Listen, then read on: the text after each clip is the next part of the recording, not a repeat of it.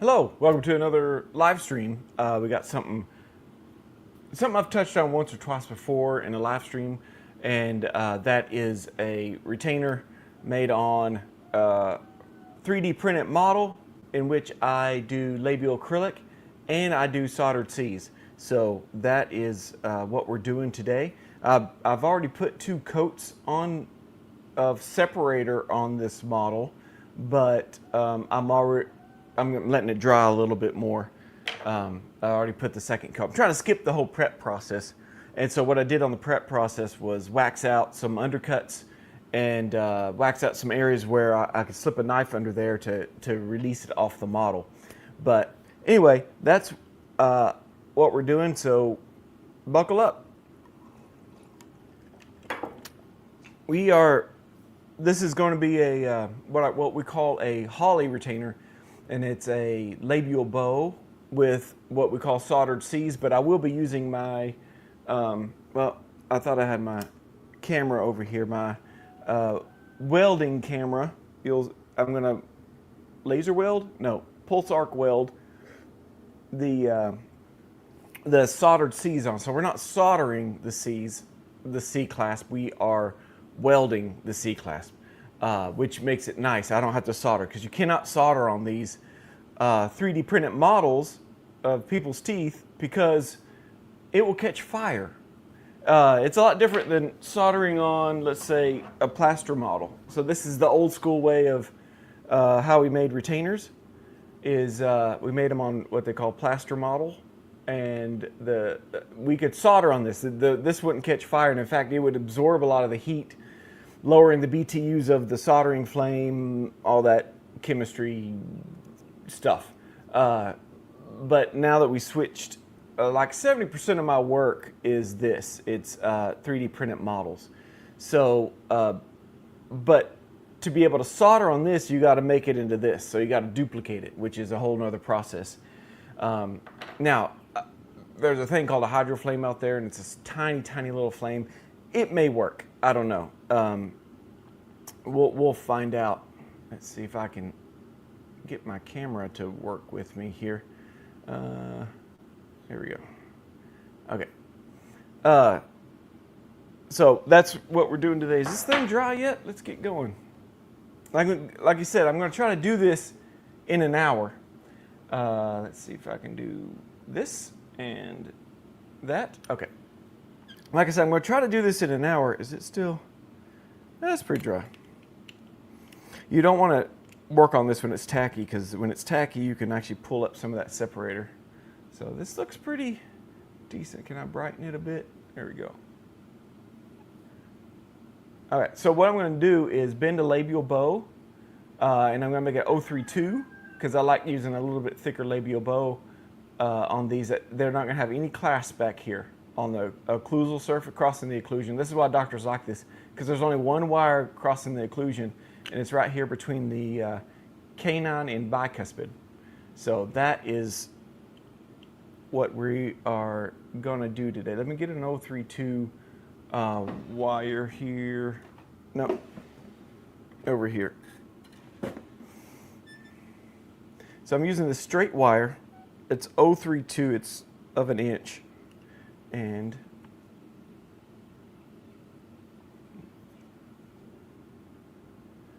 where's my cutters? There they are. So I'm going to cut a section of this, and so I'm making an arch form now.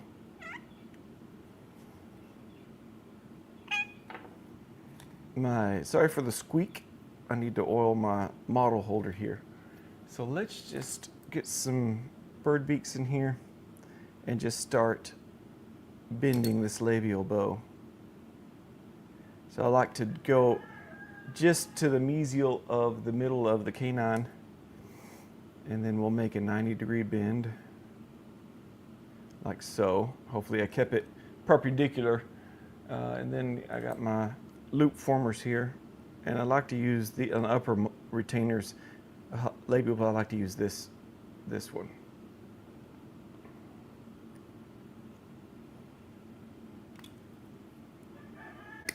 Oh, And the good news is, yes, we do have a duck cam again today. Let's see if I can bring that up. You can't see them. They're in that shadow right there. So, unfortunately, let's see. Can I bring it up? No, they either moved or they're blending in very good. So I'll keep an eye on that. If it becomes where I can see them, if it becomes where I can see them, what am I saying?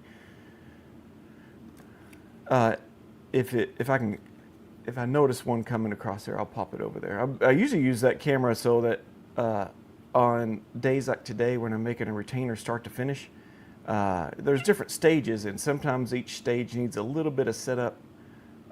So I'll switch over to that camera to give you all a little bit of entertainment while I'm setting up the next stage. So this stage we're in is called wire bending. So I'm going to leave that like that. I'm going to check the front of this to make sure it's going.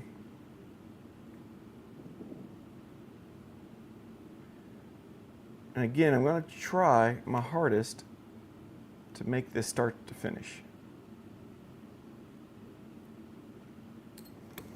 Made my 90. I feel like, oh, it's loud, isn't it? There we go.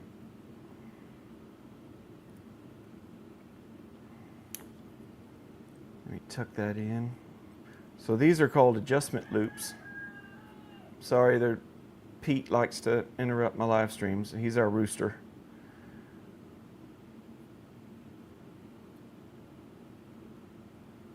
So I've got to keep that level there, about the middle of the tooth. And I'm tilting it up so I can see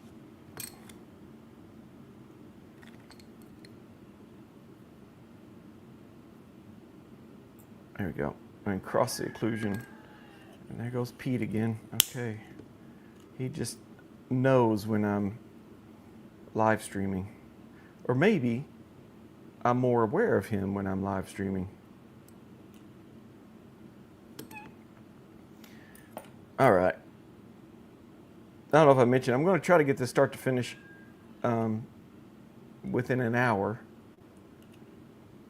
And so y'all can see each stage of the process. And there's a trick part of the direction of the order of things to do. Most of the time, if you are doing soldered Cs, you would just go ahead, once you're done with the labial bow, you go ahead and bend them and then weld them or solder them. And then if it's soldering, you take it off the model, you would clean up the model, get it ready for acrylic, put the labial bow with soldered Cs back on, and do the acrylic. But since this one is tricky because it's got labial acrylic,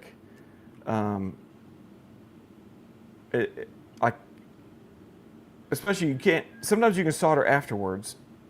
But if you have labial acrylic, you can't because you'll just burn that labial acrylic with the soldering flame. Let's get, oh, if my pliers wouldn't fall all over the place. Okay, so now we're going to do this.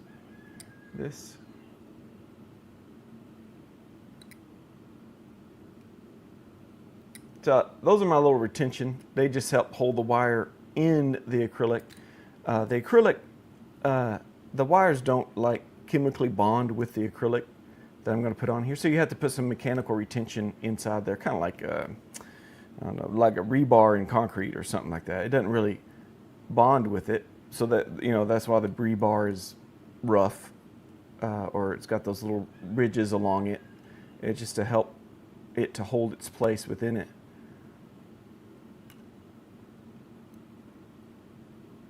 There we go. I think we got it. This looks a little high right here, if you can see that. It's kind of hard when the model is dark gray and shiny to get a good picture of it. But let me see if I can fix this.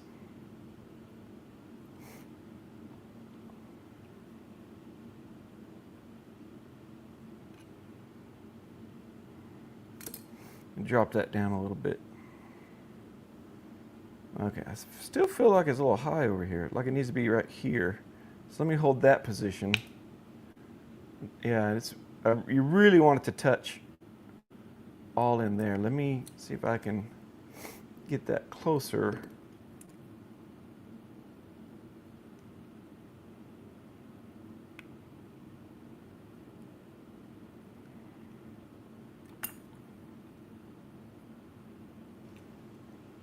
There we go.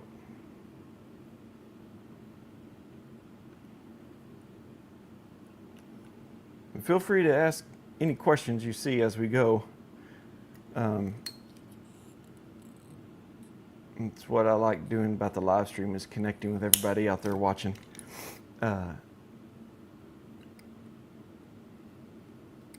If this is the first time for you to be watching, my name's Cade.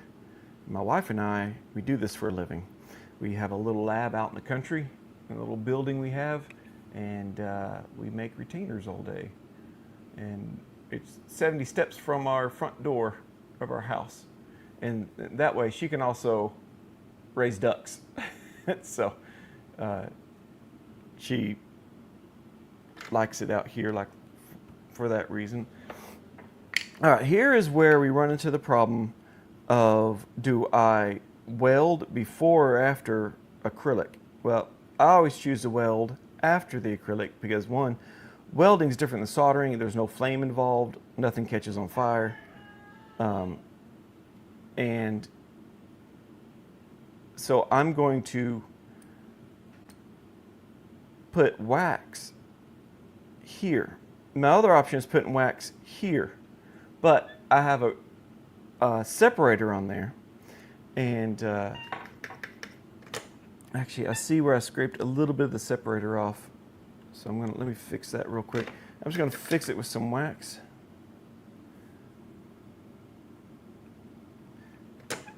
This acrylic we're gonna use, what color are we doing?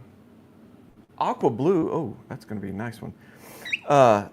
So this aqua blue acrylic we're gonna put on here will actually bond chemically to this model, because these models are methyl methacrylate based, and the monomer and polymer I use to make the acrylic is methyl methacrylate based.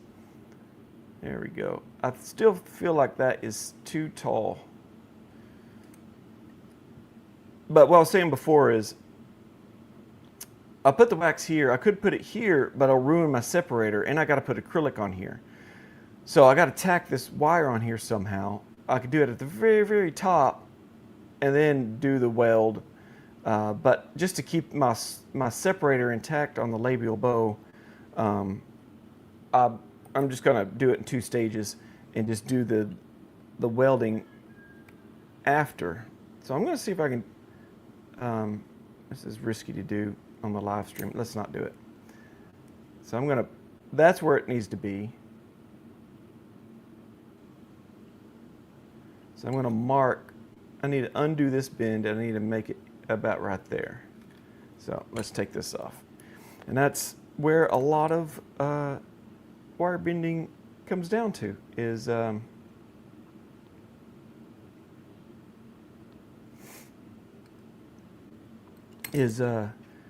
fixing your mistakes. Oh, that fixed it. Okay.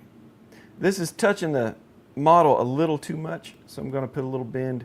I'm going to flare this out a little bit, because you want acrylic to go all the way around this wire. Otherwise, it'll pull out if it's exposed on the tissue side. So let's redo this acrylic.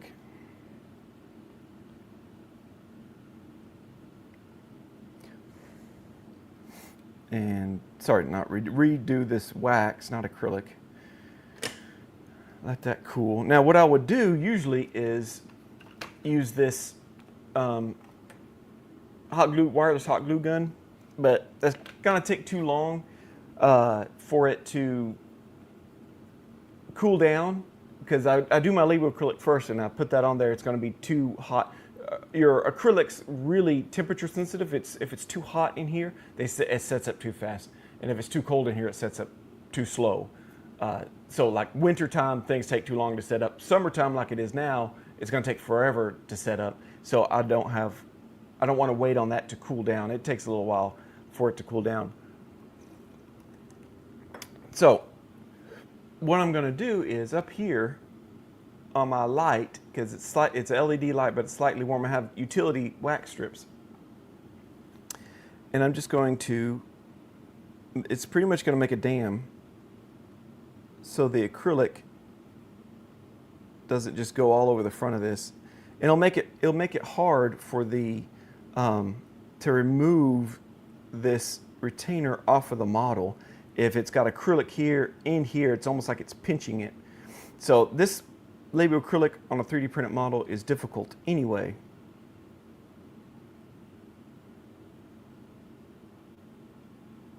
Okay, well, I'm going to do acrylic right here because I don't have a camera set up behind me. So I don't have a camera for, so I usually do my acrylic in my hood right here. And these are the acrylics I choose from. On the other side of that is my monomer, and I'll grab one of those. And then I'm going to set up here, and this is where I would usually go to the duck cam, but there's no ducks. All right, so this is aqua tinted, right? Aqua blue O. So it's a monomer, which means it's a liquid, and the color is added to the liquid part. So you can either have color added to the powder part, which are these right here on the shelf. These are all colored powders. But let's, and then I have the same monomer with a slight tint to it. This is called tinted clear, and it counteracts the yellow, the natural yellowing of acrylic. So that's why it's tinted clear. It's really good for splints and labial bows. It won't yellow on the front teeth. And then I have my clear polymer, so it looks like a white powder, but it's clear once it cures. So I think I'm ready. No, I need my tools. Well, got my tools. My tools are tweezer and my acrylic color. Okay, Pete's excited for the acrylic part. So I usually do a labial acrylic first, and then I'll come in here. And the reason is when I use a colored powder or monomer here, and if I do the labial acrylic last, the color will spill over. It always does. And if it spills over and then I put clear on top of it, there'll just be like in this case, an aqua blue splotch on the front of their teeth, and I can't get rid of it. I have to redo it. So I always do labial acrylic first. It's nice and clean, and then I'll do the colored part in here. I've never really done colored labial acrylic, but I know it has been done. So we're going to start with some monomer and some polymer. I like to make this first layer really runny so that it gets up underneath that wire.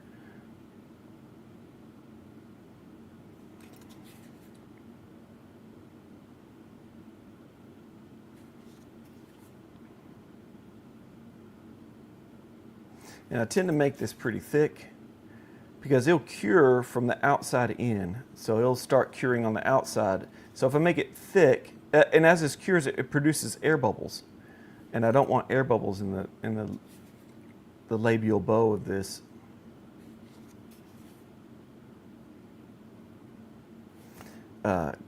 Just because it's going to look bad in the patient's mouth.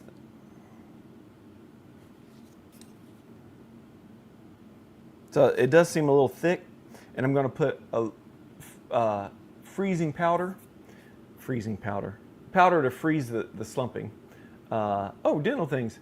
Must be handy to be mostly flameless lab. I'm cooking up here in California with my flame on for half the day next to me for my wax. Yes, and you do dentures, so you do a lot of waxing and flaming. Yeah, and I use this thing to do my wax, which is for ortho. It's pretty good. Yeah, I heard it's hot there in California right now, right? Okay, I'm going to put, I usually do a coat of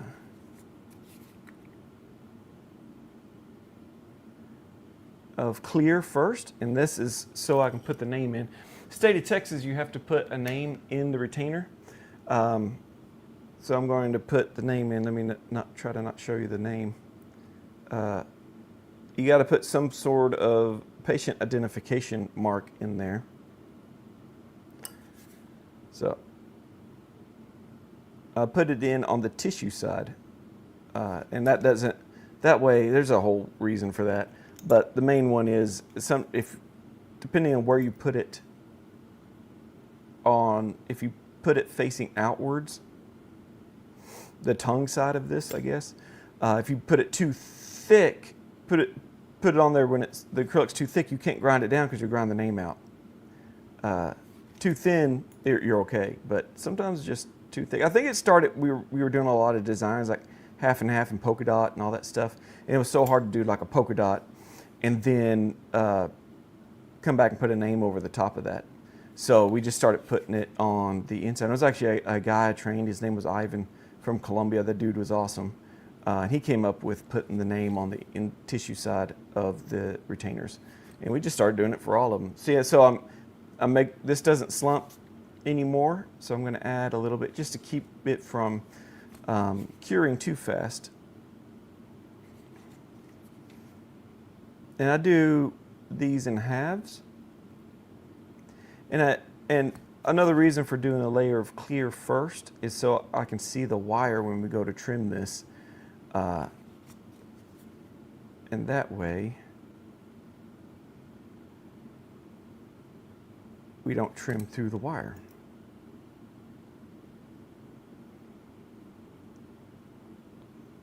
So I'm surprised this color's not used more often. It's a really good looking color.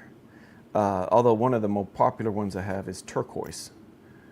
So there's a little bit more, I guess, blue involved in the turquoise.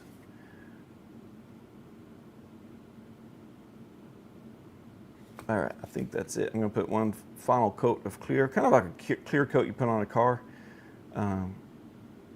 Especially when you use colored polymers, they tend to not shine up as well as colored monomers.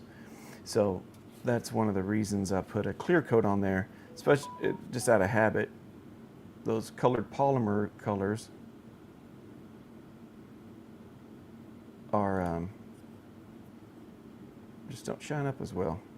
So I'm cutting the acrylic. This is going to help save trimming time and help to remove the appliance off of the model. And we always run the risk of this thing fusing. Something happens to the separator and something fuses, and it kind of just got to start all over. Maybe even reprint the model again. Wouldn't that be fun to happen on a live stream? In front of thousands of viewers, in front of 3 viewers. Okay, maybe that's not so bad. So I'm going to make my cuts there. These are about where I'm going to trim it anyway. And so this is kind of an X-Acto knife on the end, and then I have my scoop on the other end. These are actually, I believe, clay sculpting tools people use when they sculpt clay. So there's a lot of crossovers between artistic endeavors, and I would call this artistic, especially when you get into like making polka dots and things like that. All right, this is ready for the pressure pot.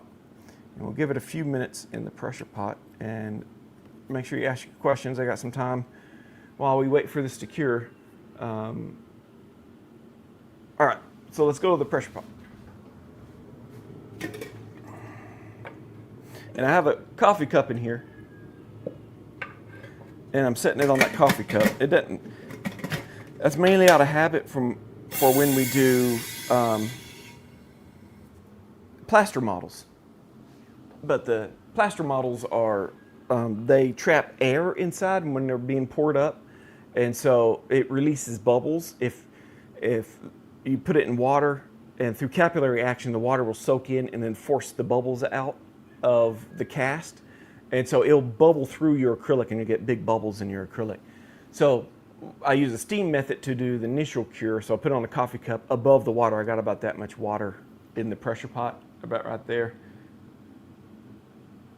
and then I got a coffee cup above that, and so I just set it on the coffee cup, and then in a couple minutes after it reaches initial hardness, I'll drop it in the monomer. I'll drop it in the water, and that'll help cure it denser and faster being in the water. So that's what we do there. Do we have anything in the duct cam while we're waiting? No. I can't believe those ducks moved. There's some movement back there. Those are our guineas. Yeah, nothing. It's having to use cell phone data for that camera out there, and I don't get good cell phone reception out here in my little lab. But yeah, we don't. That's one of the downfalls of being out in the country is we don't have good cell reception. So a lot of my phone calls are Wi-Fi only. So I have a business line here with my retainer case. You can buy one of these down below for your phone if you want a retainer on your phone. So I put one of those on the,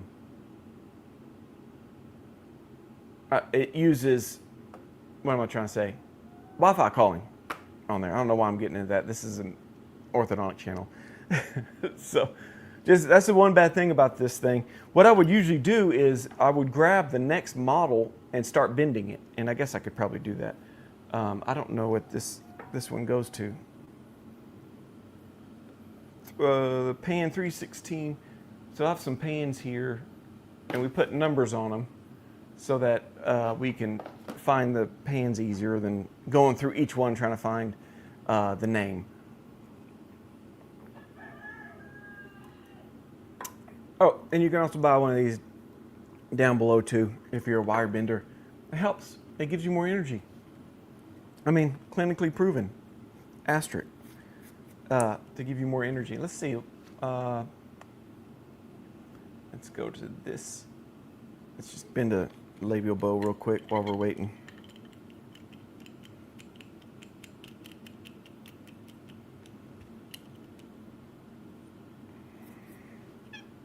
So I'm going to use 030 this time. And this is of an inch, 0.030 of an inch. And for some reason, that's what us Americans use for our wire. The smarter countries, they use gauges, which makes a little bit more sense. So this is like 7 gauge or something like that.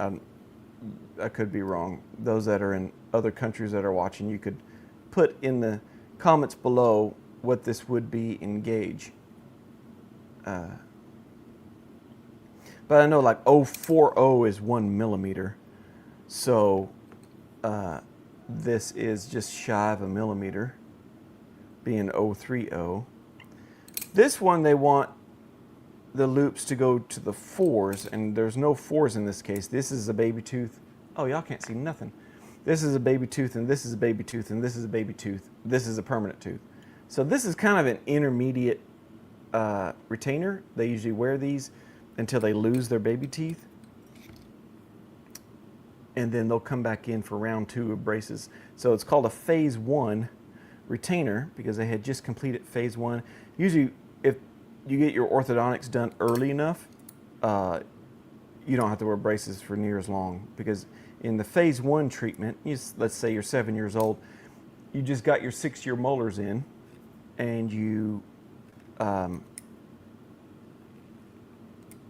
ready for appliances. So like they'll do some expansion. If the doctors, the dentist, orthodontist, they can do some measurements to make sure you're going to have enough room for your permanent teeth to come in. So they can take an x-ray and they can do measurements off that x-ray depending on how big your permanent teeth are coming in, because sometimes they're just monsters and they come in, there's just absolutely no room. So that's where you would come in. Hopefully you can do expansion so you don't have to do extractions. We actually had to do an extraction on my son. We were a little late getting him into the orthodontist. He was already 17 or 18. And so expansion was only going to work for, general rule of thumb, expansion only works till you're 18, especially for adult males, and a probably lesser degree females. I think it's earlier for females. But that midline suture is not fused totally until you're 18. So if you can take advantage of it, you can actually expand not naturally expand the mouth, but it's more natural. Expand the mouth and make room. It also helps with like breathing issues and all that stuff. Sinus issues. I think I'm ready to put this in the pressure pot. So let's go back. I'm going to put it in the water and just for a couple more minutes.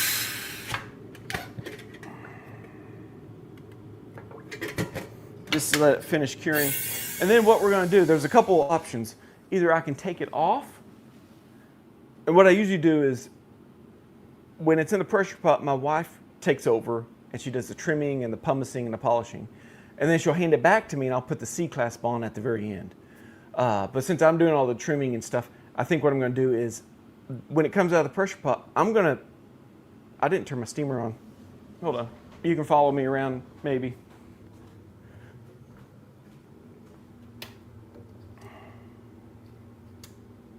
Okay, so I put my steamer on. I should have done that a long time ago. But the steamer is going to blast off all the wax. So what I'm going to do is take it out of the pressure pot, scrape off all the wax, and then I'm going to weld. So the good thing about welding is it doesn't have to be as clean as it does when you're soldering. When you're soldering, the two metal parts, and you're pretty much melting metal, a softer metal, lower melting point metal around the two wires, and it kind of locks them in. But with welding, you're actually fusing the two wires together. If for some reason it's nice to be clean, it doesn't have to be clean. You can do it dirty. It'll just blast through any wax that's on there. It'll melt it, but and it's a little harder to get off. But that's what we're going to do. Let's go ahead. We're going to pause this little one we got it on a tangent. Let me go ahead and take it out of the pressure pot. I'm not going to remove it off the model yet. I think I'm going to put the C-clasp on, and then I'm going to attempt to remove it off the model. Because sometimes getting it off of the model, oh come on, that water's hot. It's about 120 degrees. Sometimes removing it off the model, and it usually doesn't fit back on the model again very well until you've done a little bit of trimming. It's just a weird thing that happens. So let's go here. So I'm going to clean up this wax. Let me go ahead and clean up this wax too.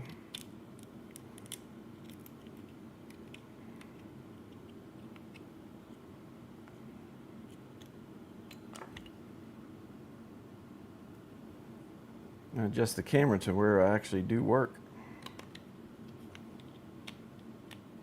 How are we doing on time? I got 30 minutes.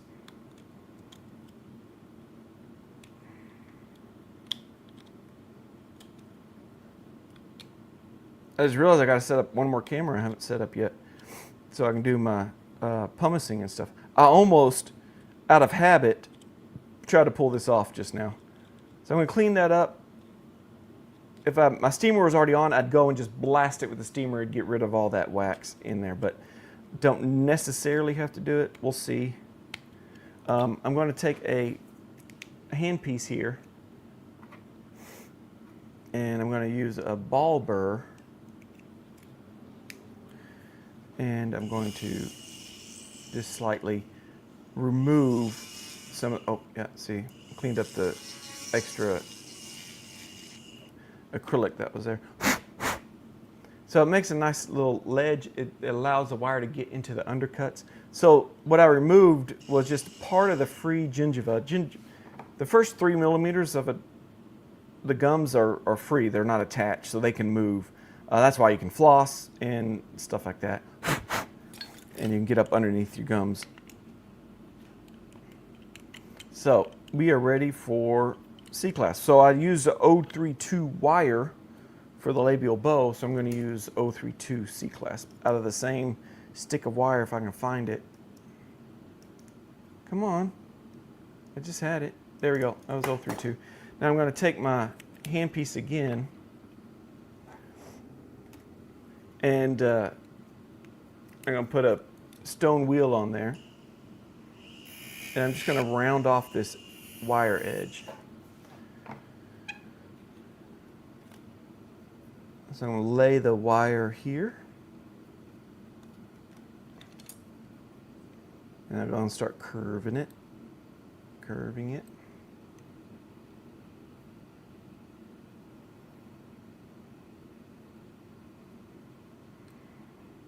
Kind of want to just bend it right along the gum line. Y'all probably can't see that very well in the camera angle, but I can see the gum line.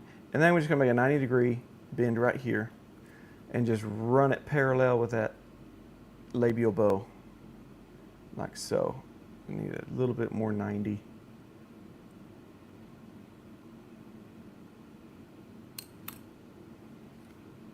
Okay, let me cut this about right there. I'm going to leave it a little long, and we'll cut it down later. And this is just so I can have a little handle. I don't necessarily, you know what, I'll show you what I do. We'll cut it pretty much flush. It just makes it a little harder to put the wax on, but I think we're good on this case. So I'm going to get a little bit of wax, put right there.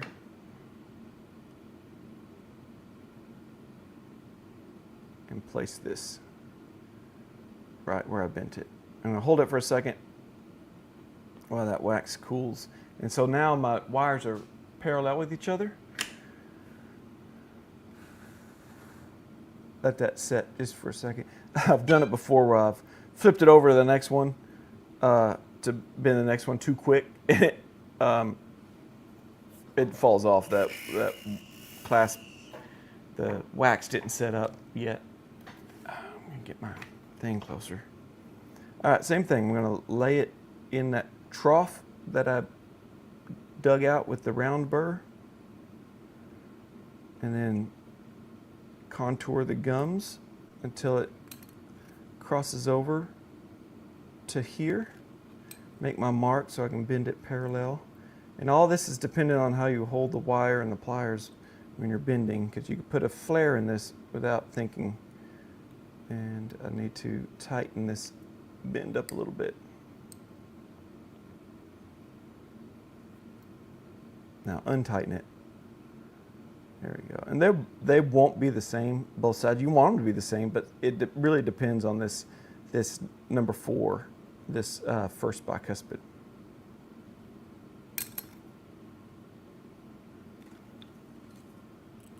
Cut that flush.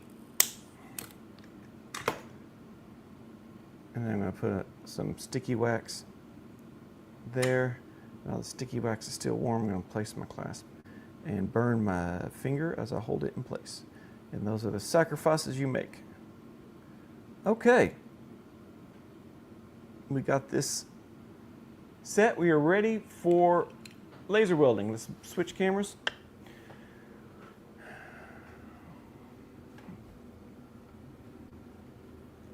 I'm gonna turn my hat around. I got it.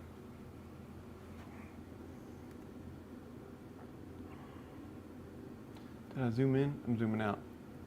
I need to move it a little bit. Sorry guys for the don't get sick on me. Okay.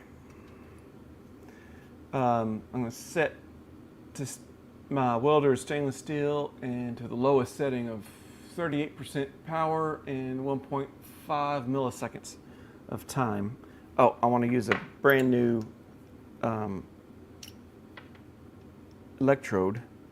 I keep a little thing of sharpened electrodes nearby, and it makes welding so much easier. That's my #1 tip for welding with one of these pulse arc welders, is your electrode needs to be sharp. So then, I need to move the camera here. I have fat fingers blocking it.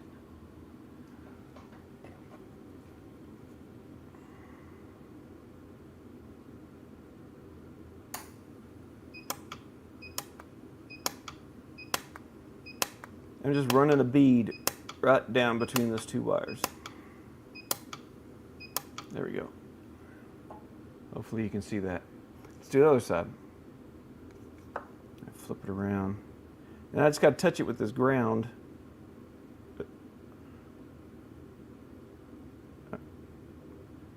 One thing about the wax being all over this is sometimes where you touch the ground, there's wax there and you don't complete the circuit. I don't know if you can see that, but there is melted wax all in that joint. But the good news is not in the weld itself. Otherwise you'd have like porosities and stuff like that. And if y'all know anything about, I guess this is considered like a TIG welder. It uses argon gas. So I have a tank of argon gas next to me, and it blows argon gas on there. So the initial click you hear whenever I start, right before the beep that it welds, the beep means it welded. The click means there's air flowing out of this tip of this nozzle to reduce, I guess, oxidation or something. So now, what we need to do is remove this off the model. So what I'm going to do is I'm going to put this back in the pressure pot just for a second or two. That warm water is going to help to remove this model and soften the wax. So as you pull it out, that sticky wax will cool down. It gets hard as a rock, and it's real brittle. So it's better to just go ahead and scrape that off. And then we're going to see if we can get this off the model. Of course, this is a live stream. It probably won't happen as smooth as I want to, but let me get my knife. I think I have a knife over there. Oh gosh, that water's hot.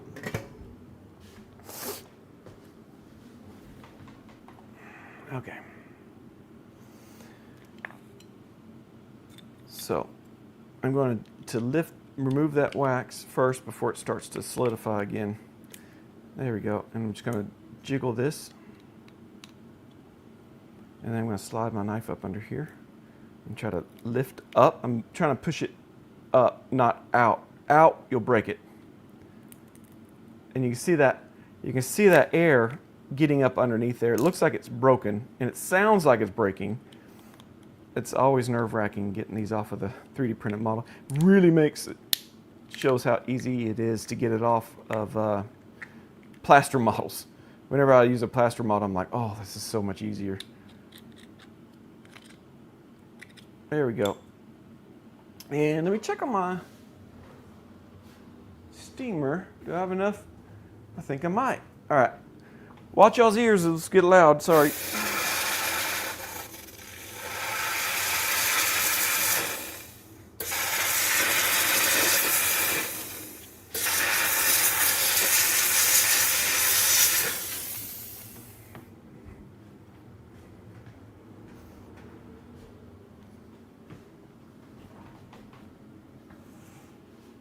Okay. So we have the retainer ready for trimming. I got 15 minutes. So again, I still got another camera I got to set up. Hopefully it doesn't take too long. But I'm going to take this over to my trimming area, which is here.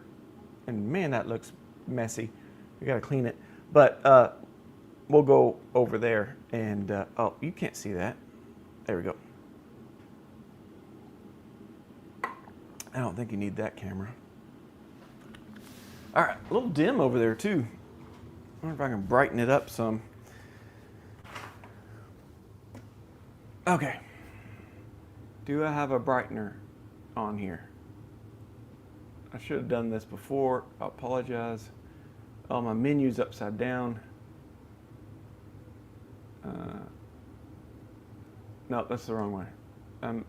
Add some exposure. There we go. Okay. There we go. I'm going to turn on my suction so I don't suck in this acrylic powder. And this is my acrylic wheel. It's a aluminum oxide wheel, and it will knock down the acrylic fast, so I'm going to use it to shape the bulk of it and reduce the bulk of it. So it's really important you get the wax off before this point.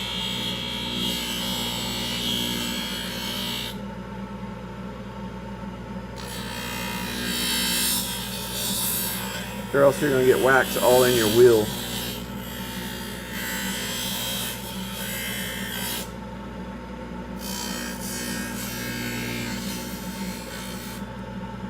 Again, I'm just doing the shape of it, the border. This doctor likes to have horseshoe shaped acrylic instead of full palette. And I don't blame him. I feel like it's more comfortable for the patient. Probably has a little less retention.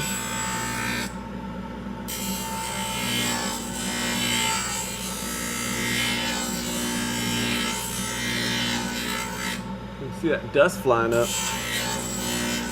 So I have, usually there's a glass top right here, and I actually getting them today. I ordered some more. I'll have probably a video on that, changing them out, coming up soon.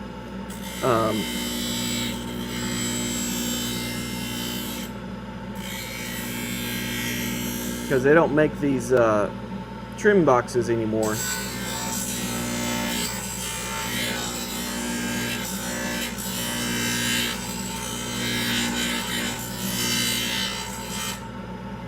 So what I'm doing is thinning it down to pretty close to where I want it. You don't want it too thin that it breaks, but you don't want it too thick that the patient will never wear it.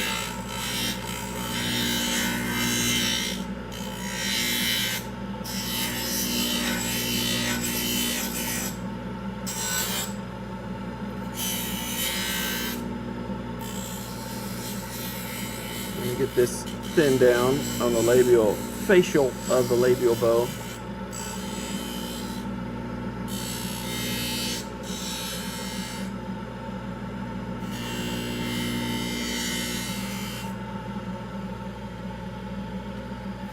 All right, let's zoom in a little bit now that we don't need to see that wheel. And no, wrong way. Whew, maybe too much. All right, we'll try that. So one thing I like to do is go ahead and go, this is a stainless steel bristle brush, I can't say it. Then what that does is it cuts through acrylic, but it does not damage the metal parts, the metal wires. So I'm just going to use it to clean up around the wires. You can see there's a little bit of wax left on there. You see that black? That's the melted wax.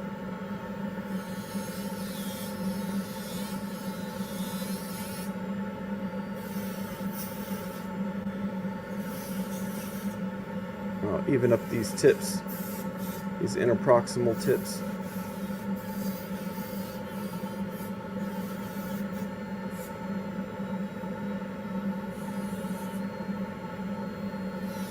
Okay, so let's go with, I now have an acrylic burr. This is a pretty coarse acrylic burr.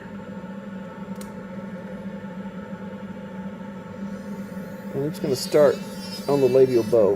And we're just going to taper it. So I'm holding it at an angle as I trim it. I love making my labial acrylic square, where the lines are perfectly straight. And it's nice and has boxed ends over here, but causes pain in the butt sometimes.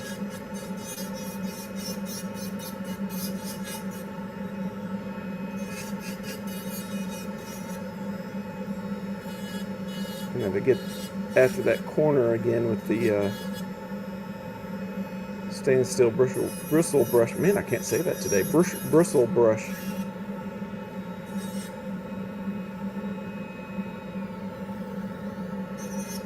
So then,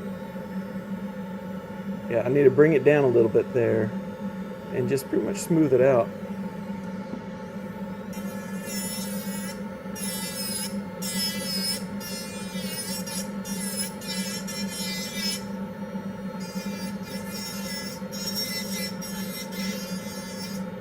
I like to get this all nice and straight and parallel. I don't like it with lumps in it. And so you can see I'm trading coarser cuttings from this wheel to this wheel. So this is finer than the bulk wheel we use.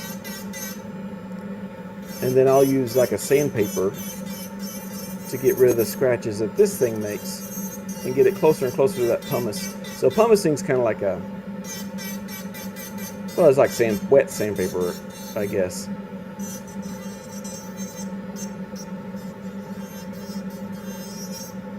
Clean up this border a bit. You can see I got a little too much clear over here.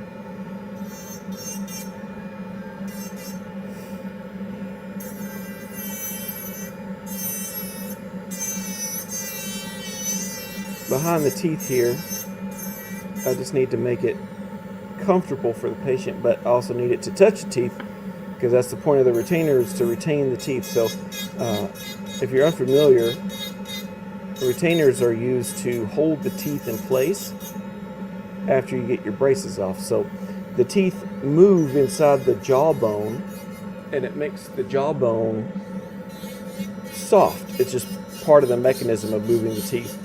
Your jawbone around each tooth root becomes spongy. So you can kind of think of this like a cast. Like when you break your arm, you need a cast so you don't move. Your bones don't move. They can and knit together in the wrong way.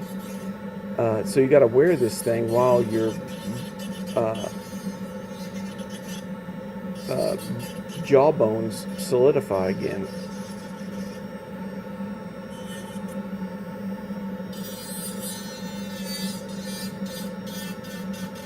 Okay, so this is almost where I want it.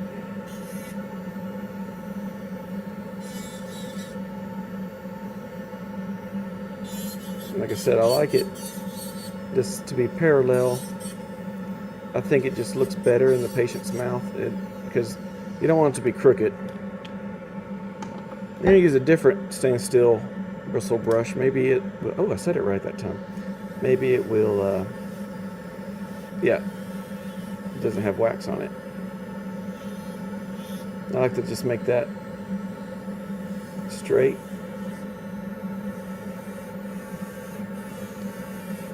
There are some doctors that they want me to leave this corner exposed from the labial acrylic, and I think they use it it helps them with adjusting the labial bow, because these loops and stuff are there for the doctors to tighten it.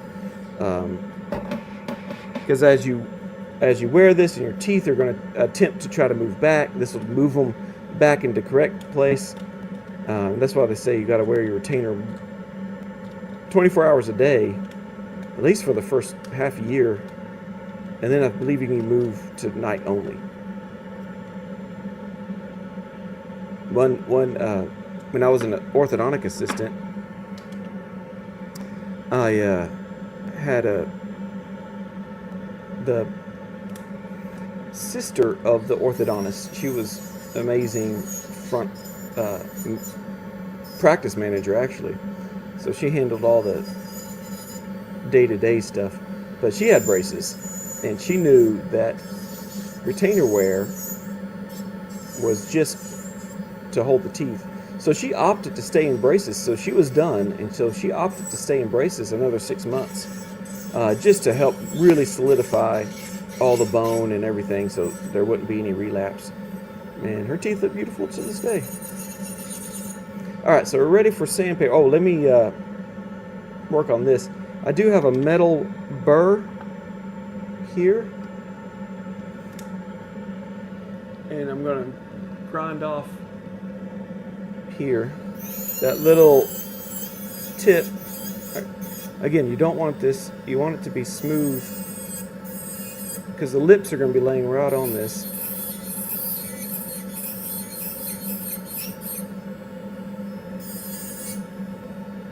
You know what I didn't do? I didn't do the underside. I usually do the underside. So we'll do that right before we pumice so we don't forget. Because there's always a chance of the pumice wheel catching this C clasp and bending it out. And there's more of a chance of that if I don't have this welded and underside welded too. Got a little bit of acrylic in the way right here. There we go. So let me sandpaper this. So I'll have a sandpaper curled up on this. It's a split mandrel.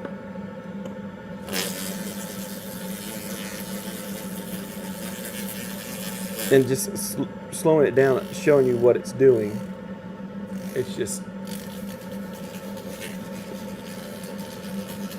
what is this, 20 RPMs?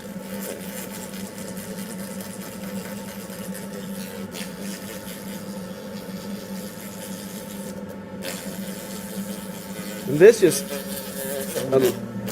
takes the time out from pumicing. So I rather would spend the time doing this than standing at the pumice wheel trying to get all those scratches out. So you're just trading while you're trimming coarse scratches for finer scratches. Kind of like, you know, if you ever painted a car or something, your grit gets more fine and fine the closer to the end you get. And so this is 150 grit, I believe. And this is like the wheel.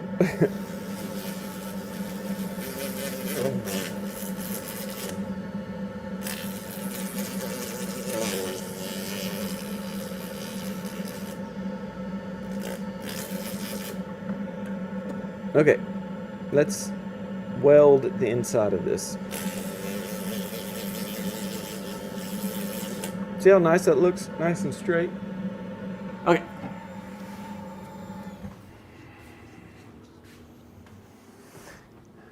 I can't believe I forgot to weld the inside of this. Jessica, what is happening? I'm making a retainer that has soldered C's for retention clasp and labial acrylic. So that's what we're doing. Dr. Avanzada Dental, nice to see you. Great work, thank you. Not as good as your work I see on Instagram. Y'all gotta follow him on Instagram and see his work. It's beautiful. So now we're gonna weld the inside of this. Hopefully, yeah, I better change my tip again. It messed up. Probably all that wax that was on there. Again, it's always better to have a nice clean joint that you're gonna be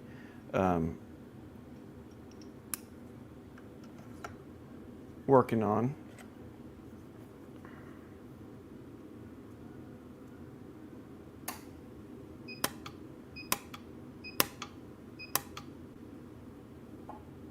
Bump up the power a little bit.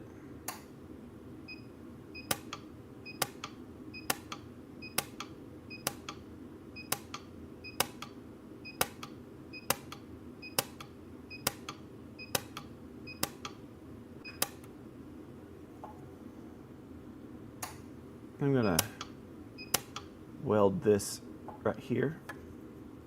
That's just gonna help.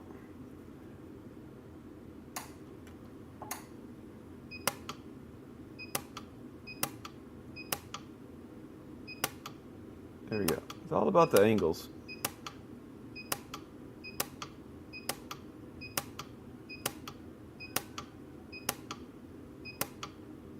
Yeah, notice you can't ever go like perfectly straight perpendicular to what you're welding. You kind of got to go at a 45-degree angle. I think I've just lost my tip.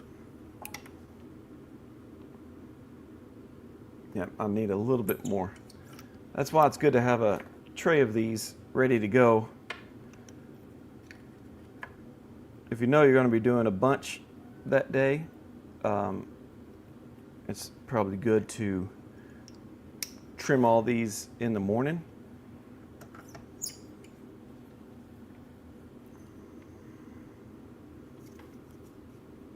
Again, I probably should have steamed this. Oh yeah, oh, so much better. Didn't realize that tip was so bad.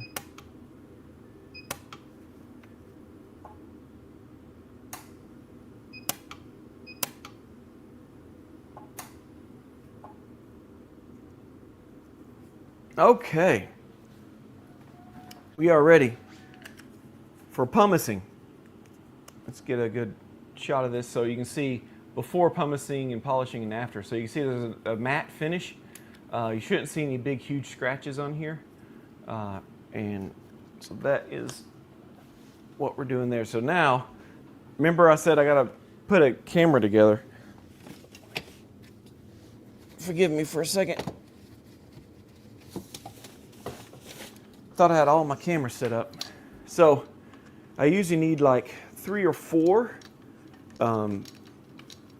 cameras to cover the 3 or 4 stages that we do in making one of these retainers. And I got, since we use one for the welding, I took one of my cameras away. Or I thought I did the 4, but I needed 5 this time. So let's see, let me get to the right app if my 8-year-old daughter didn't delete it.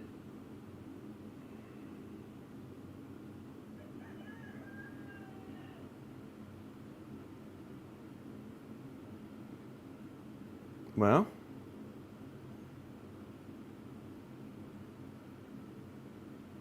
did she delete it?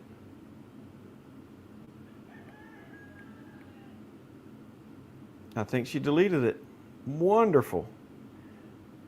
Okay, I'm gonna have to talk to her about that.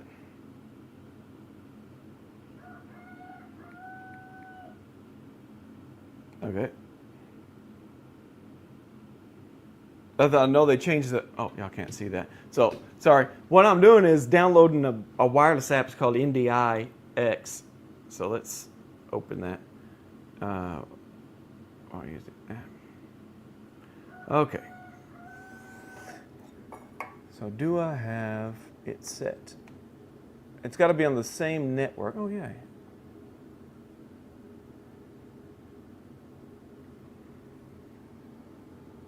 Oh, I was wrong. I need to do 1080p 30. Okay. I got it. See? So I'm going to put this on here, and then we will just go immediately over to the pumice area, and we'll do that.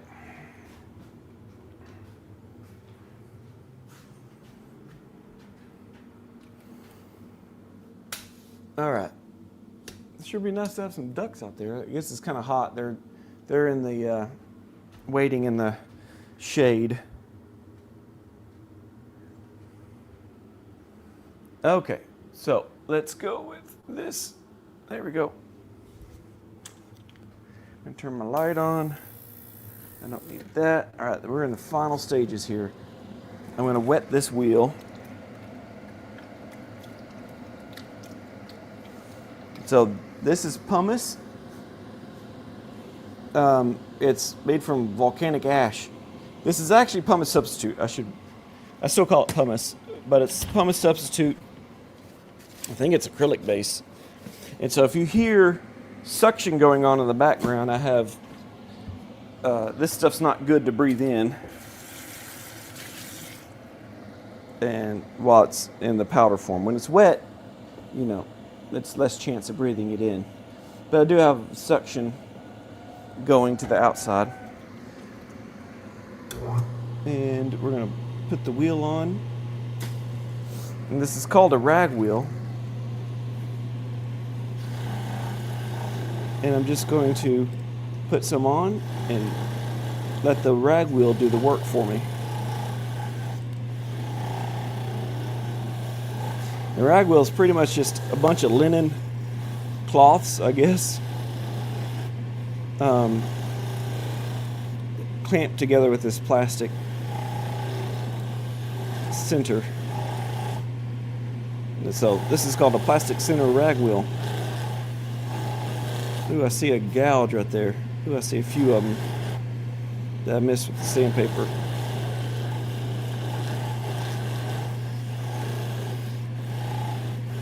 So let's do labial acrylic. Doing this will actually loosen the retainer a bit, so we'll have to QC it and tighten up that bow again.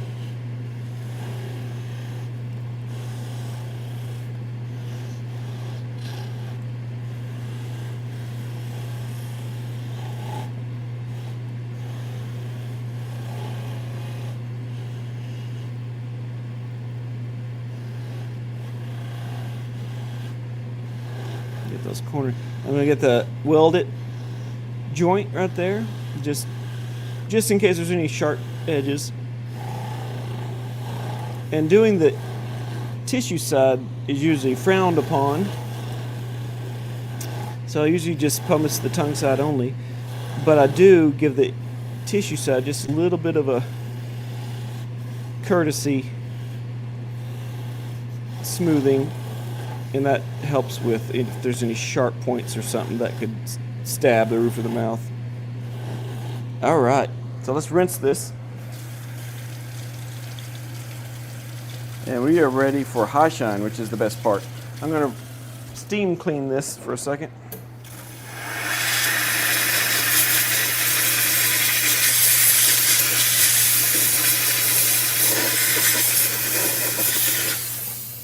And so what that steam cleaning does is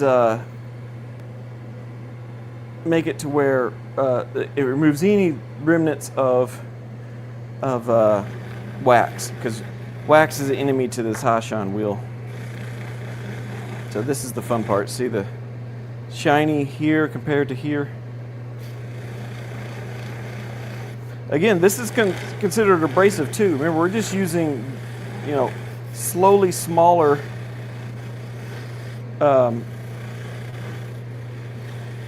grit, pretty much, of abrasion. So the pumice is, you know, it's like wet sandpaper, I guess. I don't know what grit that would be considered. So I'm going to go ahead and high shine the inside of this. Do this. Do the joint. And we are done. What time is it? Missed it by 9 minutes, but we're okay.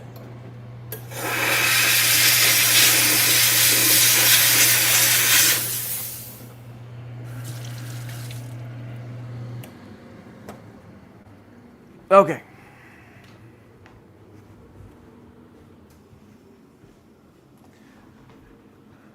So that was it. That was the retainer with labial acrylic and C-clasp, which is a little bit tricky to do depending on when you want to add your C-clasp and when you want to do your labial acrylic. But where's my model at? What'd you do with my model? Oh, I left it over here by the pumice. So usually I put this in, oh, let me steam the model. It got dirty.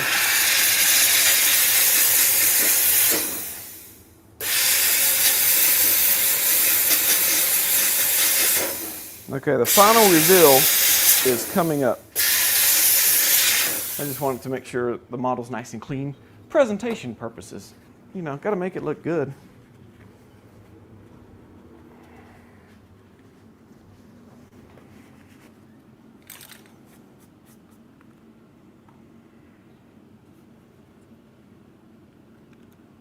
So this is the final product.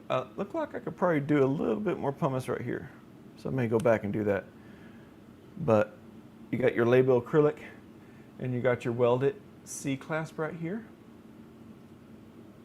on both sides, and you got it on the inside too. So it's pretty stiff. So what the doctor's going to do, I'm going to go ahead and tighten this just a bit, because, you know, during the pumicing stage and stuff, it'll stretch out this just a little bit. And then I'll tuck in toward the tooth or toward the embrasure, like that. And there we go. Actually, I need to tighten that just a little bit more. Many of you that own labs out there or do this for a living, you know that feeling of when you put on the model and it clicks on.